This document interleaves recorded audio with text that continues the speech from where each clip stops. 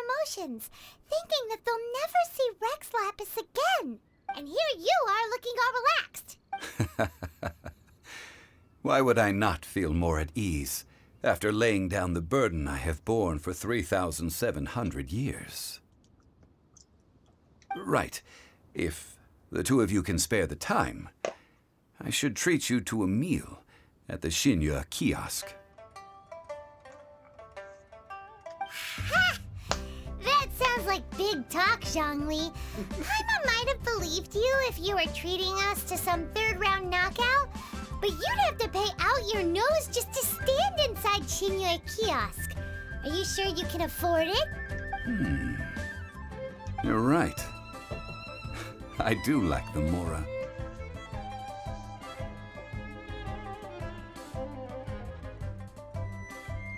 But why would Morax lack Mora? As the Rex Lapis Morax, I can easily create Mora. But since I have chosen to walk this earth as the mortal Zhongli, when I was journeying with you, though I still had the Gnosis in hand, I knew that I must soon retire from my role as an Archon. So I had to rehearse a little for my new life. Oh, no wonder. Paimon gets it now. You didn't look at the price tags when we were spending because you've never had to. But since you weren't used to not being able to just make more Mora as and when you wanted to, you had to try becoming a parasite to society who lives off of other people's credit. Well, we were only spending Fatui money. You don't have to say it like that. In the City of Commerce, we do not merely exchange money or goods. We also exchange knowledge, memories, and foresight, as well as positions, roles, and lives. The Archon Morax could never experience life as the true mortal Zhongli could. I must thank you for that. I will treasure the memories that I made as Zhongli, traveling the streets of Liyue with you. That is true. But there is no journey that does not end. No meetings without partings. Paimon thinks that we should make a move and continue our search for the Seven. I fear that continuing your journey may be difficult. The nation, the Electro-Archon Ball. And just as the people of Liyue preferred to call me Rex Lapis, she too goes by another name among locals in Inazuma. Paimon thinks we've heard that one before. Raiden? That is the case. And since Raiden is also the shogun of the Inazuma Bakufu, people... That said, though people at the wharf were saying that the situation in Inazuma is very tense, Paimon doesn't remember that always being the case.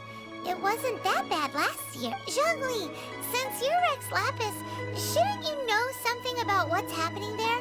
Just how did Inazuma become a closed nation? It's because of visions. Visions? When faced with circumstances beyond their control, humans often bemoan their lack of power. But if a person shows true strength of will at a desperate and fateful moment in their life, the gods will look upon them with favor. This is what visions are. Magical foci bestowed upon those who have been acknowledged by the gods. Uh-huh. That's how people in Teyvat see it. But starting from last year, the Raiden Shogun began promulgating the Vision Hunt Decree. Vision Hunt Decree? Yes. It was an order to seize all visions within Inazuma's borders, and to inlay them upon the hands of a statue of the 1,000-armed, 100-eyed god. They want to seize visions. But why? Aren't visions blessed? I should think that in the Raiden Shogun's eyes, it is precisely because they are divine blessings that they should be under the sole dominion of divinity. Whoa, that's harsh. The Anemo Archon is the god of freedom, and the Geo Archon is the god of contracts. For her part, the Raiden Shogun is the god of eternity. It seems as though she has finally decided to eliminate any unstable elements that could pose a threat to her eternal realm. The fact that even I, the oldest of the seven, have now passed away will only strengthen her resolve to pursue eternity. Knowing her, she must have again quoted that adage she is most fond of when proclaiming that decree to her people. 7 ideals for 7 gods, and of these, eternity is nearest unto heaven. All right then. Was there anything else you wished to know? Ah, that was a good one. Failing a divine trial. How they came up with that excuse, I will never know. That said, the reason why the Qixing were so eager to resolve the incident and stop pursuing the culprit was indeed because they received news in secret that Rex Lapis was not dead. I hinted as much to the Adepti as well. How did I accomplish that, you ask?